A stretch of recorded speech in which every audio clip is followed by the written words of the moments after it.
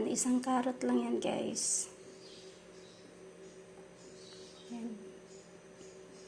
Yung repolyo, ano yan, di siya abot isang piraso. Tapos, ang aking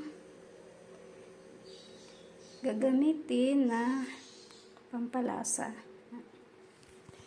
Tapos, ang pampalasang pork giniling. So, yan ang aking lulutuin for today, guys. Tsaka, pag gusto nyo matipid, guys, ganyan lang siya.